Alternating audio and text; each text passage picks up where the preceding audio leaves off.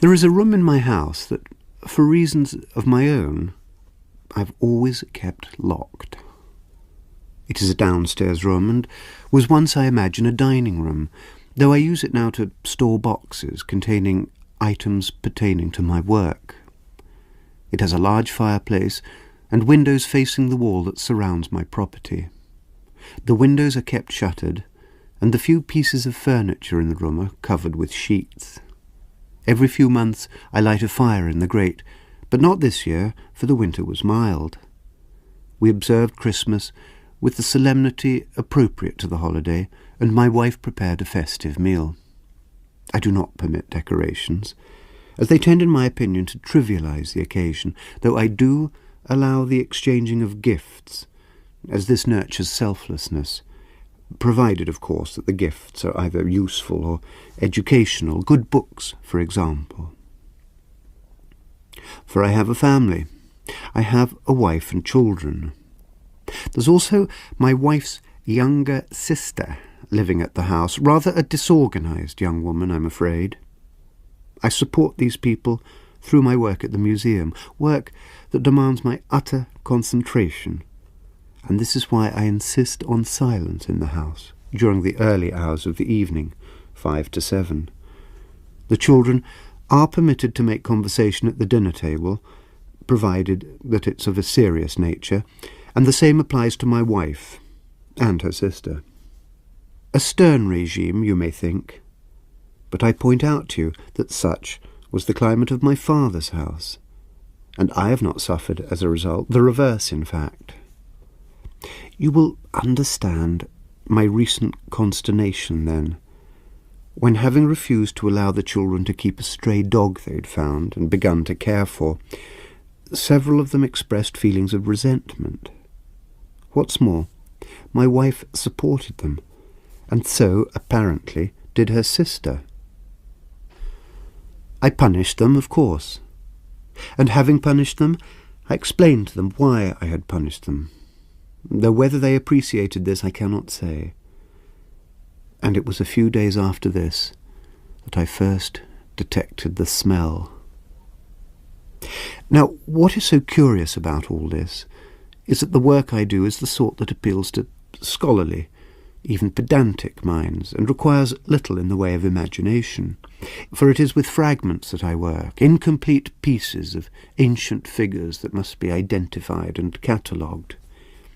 Given, then, that this is the type of mind I have, does it not strike you as peculiar that I, and I alone, should have detected the odour? Actually, it began less as a smell, more of a sort of ineffable vague suggestion of sweetness in the air. I suspected at first some uncleanness in the kitchen, and had my wife's sister thoroughly scour the floors, ovens, cupboards, and pantry with carbolic. To no avail. It grew stronger. I had my wife's sister then scrub out all of the downstairs rooms, with the exception, of course, of the one I keep locked at all times, for reasons of my own. For who could have entered that room, shuttered as it is, and I in sole possession of the key? I began, when this scouring failed to eliminate the corruption, to suspect that she herself might be responsible for the smell, in retaliation, perhaps, for what she perceived as the injustice of my position regarding the stray dog, and I interviewed her in my room. She did not respond to my inquiries with candour, and I punished her again, and the smell grew worse. The smell grew worse. It made me think of fruit, ripe fruit, a bowl of plums all gone soft and rotten and turning to slime. Was it any wonder that I began to spend so much time at the museum? Of course I did. I couldn't be in the house with that smell, though what really disturbed me was this. The rest of them pretended it wasn't there. They stared at me blankly when I referred to it. And here's something else that disturbed me, that it came and went. And how do you explain that? It's coming and going like that. My authority began to crumble. The children were not openly insubordinate. Rather, there was a subtle hesitation in their manner that I found deeply impertinent. With my wife it was the same, and with her sister. In fact, my wife's sister grew so bold. One day I discovered her rattling the doorknob of the room I keep locked. "If you think the smell's coming from in there," I told her tartly, "you're wrong." She gave me a saucy look and walked off. She would have to be punished. I would have to make an example of her. Behaviour like this could not be tolerated, not in a man's own house, not from her, not from any of them. You do see that, don't you? You do see that I had to do it, even though they were my own family and I loved them. I decided to begin with my wife's sister. I asked her to join me in that certain room after dinner. This gave me ample opportunity to prepare for her visit. The day passed with excruciating slowness. I could not concentrate on my work, and left the museum earlier than usual. After dinner, as I rose from my chair, I glanced at her, meaningfully, and went out of the room. A moment later she followed me. I crossed the hall, extracting from my trouser pocket the key. I unlocked the door and ushered her in, and at that moment, to my unutterable horror, I discovered that the foulness that had been so tormenting my senses did originate in the locked room after all. It stank in there. My God, it stank. Such a sick, sweet stink that I felt my gorge rise, and a wave of nausea almost overwhelmed me. I mastered myself, with some difficulty, and then became aware of something else in the room, some new abomination. It was liquid, dripping liquid. There was a sweet and viscous liquid dripping into the fireplace. Oh, viscosity! She turned to me and asked me why I'd brought her here. She appeared not to smell the smell. A light, cold prickle of sweat broke out on my skin, and I was barely able to control the impulse to retch. Though I did control it, I did. I told her to go, and as she left the room she barely troubled to conceal her contempt. I managed to lock the door from the inside, and then, with no little trepidation, I approached the fireplace. The smell was bad. Oh, it was very bad indeed. There was little doubt in my mind that I'd discovered the source. Somewhere up this chimney, somewhere not far above my head, was the thing that dripped and stank. In a sudden frenzy of rage and frustration, I seized up a broom handle, intending to dislodge the foulness. But broom handles are stiff, and as the flue sloped backward at an angle just above the fireplace, I was unable to get it to go up. I introduced instead a length of wire, and with this succeeded in negotiating the slope, and then thrust upward forcefully a number of times. All that came down was a shower of dead leaves and soot. I spent the next hours in the room. I paced the floor, pondering the events of the evening. And what I couldn't get out of my mind was the way my wife's sister had looked at me, the way she'd spoken to me. It infuriated me, the picture of her flouncing out like that, with a sneer on her lips. That sneer! But it wasn't only her. They were all in on it, every single one of them. And I knew that I couldn't delay it much longer, for the situation was rapidly getting out of hand. They were alarmed now. They knew they'd gone too far. My wife was most agitated when I sent for her. She stood before me, fidgeting with great unease, and was completely unable to meet my eye. I was not easy on her. I was not easy on any of them. Why should I be, after what they'd put me through? But despite my anger, I didn't raise a finger. I didn't even raise my voice.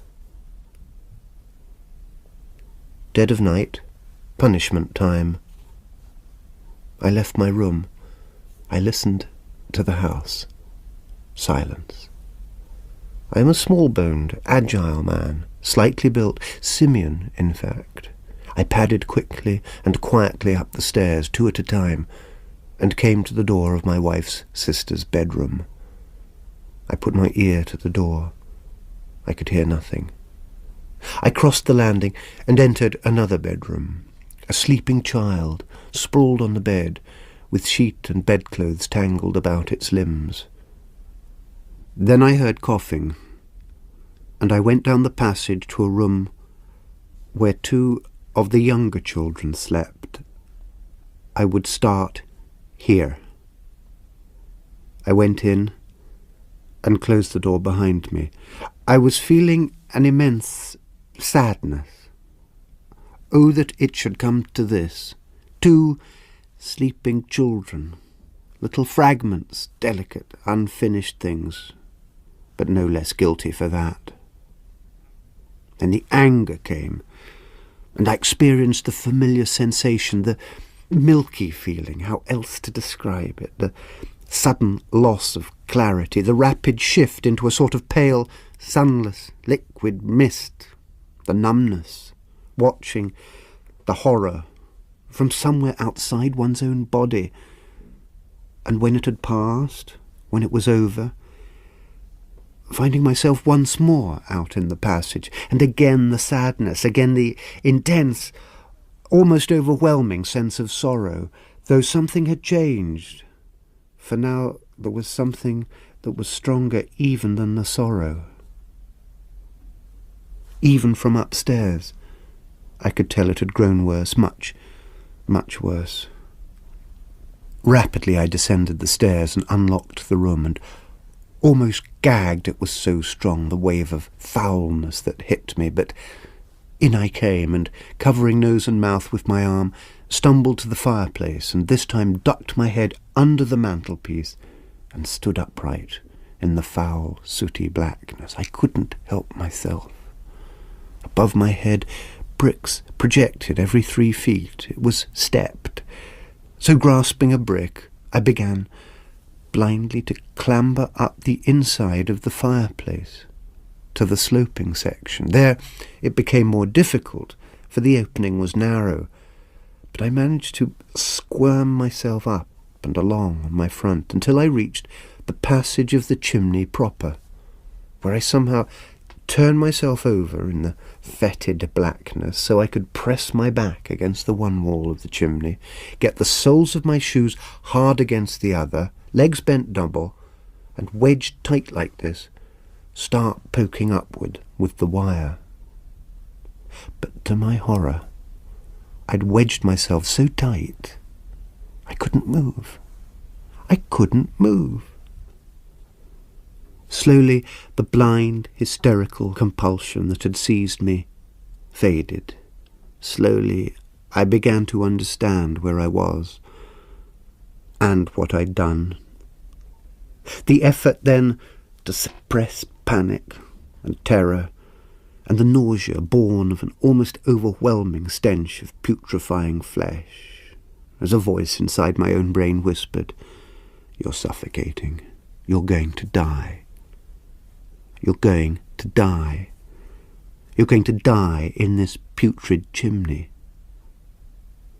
And then the thought, so is it me? Is it me who makes the smell? Am I the thing that drips and stinks?